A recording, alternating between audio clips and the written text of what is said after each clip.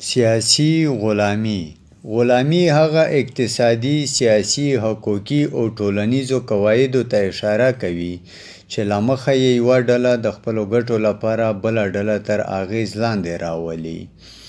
د سیاسي غلامۍ په هکله د وتلو څېرو یعنی د وتلو شخصیتونو افکار: اول، هغه څوک چې د نورو خلکو د ازادۍ انکار کوي د ځان لپاره د ازادۍ حق نه لري.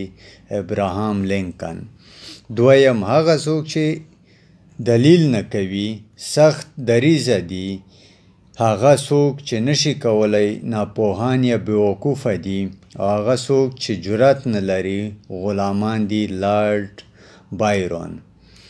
دریم، پوهه یو انسان د غلامۍ د زنځیرونو خلاصوي. فریډریک ډیکلز. څلورم، عموماً د غلامانو تمه کیږي چې د کار کولو سربیره سندرې هم وایي. فریډریک ډیکلز. د پښتونخوا وطن د نامتو ملتپاله سیاستوال، قانونپوه، شاعر او ادیب شېرعلي باچا په هکله غلامي څه ده؟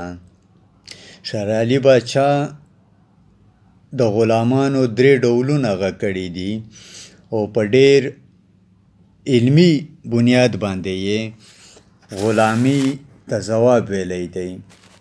شېرعلي باچا وایي هغه سړی، ښځه، قام یا ملت غلام بللی شي چې د ده ژبه، کلتور، تاریخ، خاوره، اقتصاد، تعلیم، کورنۍ او بهرنۍ تګلاره یې د بل چا په لاس کې وي او دی پکې هیڅ بدلون نشي راوستلی. د غلامانو 3 ډولونه دي. اول، ناخبره غلام. دا هغه بدمرغه انسان یا قام دی چې د خپلې غلامۍ نه ناخبره وي او خپل بېمزې او بدمرغه ژوند د خدای له طرفه د ګناهونو سزا ګڼي او د ازادۍ لپاره مبارزه نه کوي بلکې نفلونه او عبادتونه کوي. دویم، انقلابي غلام. دا هغه ننګیالی غلام دی چې د خپل ولس د غلامۍ نه خبر وي، دی بادار هم پیژني او د خپل غلامۍ وجوهات هم ورته معلوم وي. دی د ازادۍ لپاره هم په خپله مبارزه کوي او هم نور خلک ازادۍ ته لمسوي. دریم، خاین او بدفطرته غلام. دا غلام سره له دې چې د خپل قام غلامي ویني، ګوري، د هر څه نه خبر وي او پوهیږي هم، خو دا بدخصلته غلام د بادار ستاینې کوي او د بادار د اوږد ژوند سوال کوي. په انقلابي غلام تورونه لګوي. دی د بادار ساتلی کوټه سپی وي چې که بادار خبر وي او که نه وي خبر، دی د خپل قام په خلکو پسې غاپي او د خپل قام ساده خلک د بادار غلامۍ ته راکاږي. دا انتهایي کمینه، سپک خویه او بدخصلته غلام دی.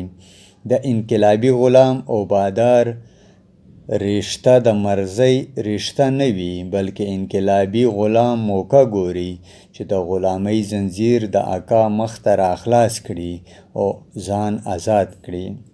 خو بدخصلته غلام دا زنځیر ښکلوي، ګلونه پکې لګوي او فخر ورباندې کوي.